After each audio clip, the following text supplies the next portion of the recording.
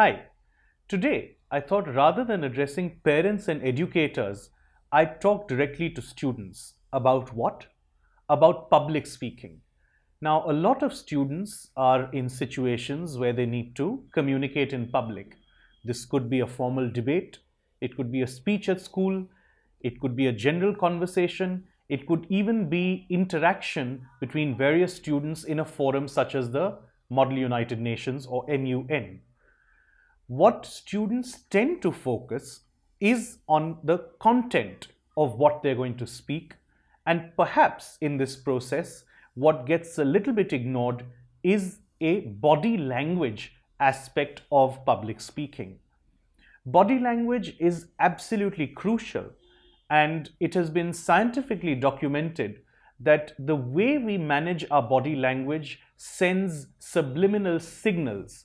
These signals that are communicated to the onlooker or to the listener or to the person with whom we are interacting can be negative as well as positive.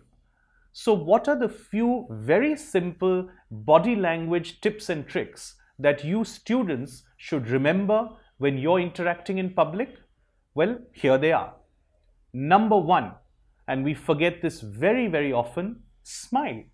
Whenever you're interacting in public, whether you're delivering a speech or you're interacting in general, remember to smile. It goes a long way in positively predisposing the listener or the person with whom you're interacting. The other thing that we are very, very shy to do, and the second thing is hand gestures. Students, don't be shy to use your hands and gesture while you're talking. Not only does it keep the interest and attention of your listener and onlooker engaged, it gives you a lot of help in pacing what you're saying if you use hand gestures. The only caveat here is that we will avoid instructional hand gestures, which a lot of our parents and teachers have been doing for a very long time. So the moment you point a finger at somebody, it gives the person a feeling that he or she is being instructed or ordered. As long as we can avoid finger pointing gestures, any other hand gestures and movements are more than welcome and should be employed. The other thing to avoid vehemently is crossing your hands and blocking your chest area. I keep telling my students in class that there's a reason why Shah Rukh Khan's most famous pose of his arms wide open has become as popular as it has, because subconsciously it gives the signal to the watcher that he is open for communication, open for interaction, open for love, and open for a two-way dialogue.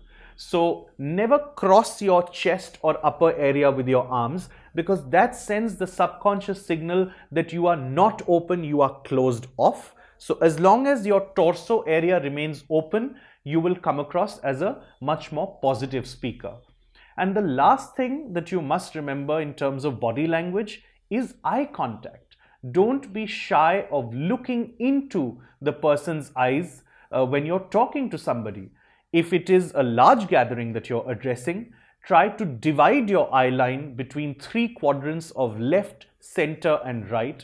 This can be done very easily initially when you're not used to it by placing one or the other friend of yours towards the stage's left, center, and right, and remembering to look at them and divide your eye line between the three of them regularly, and the entire audience will get the feeling that you're engaging with each and every individual person. So eye line division is also very important. Looking into the person's eyes, very important. Smiling, extremely important. Hand gestures, very important. And the last note I want to end on, which is this huge myth that I want to bust, and trust me on this, if you're on stage behind a podium delivering a speech or an address, guys, do not stay confined to that podium. It's perfectly acceptable, it is not informal to come out of that podium area and cover the stage from left to right, from front to back, because again, that sends off positive body language. It shows that you are involved, and it engages and connects your audience with you as the speaker much, much more than just standing there like a robot behind the podium all the time. So those were my tips and tricks for some positive body language to be induced when you're in public scenarios speaking. It's not just about the content. If you can engage with your audience, with your listener, with your onlooker, with positive body language, half the battle will already be won.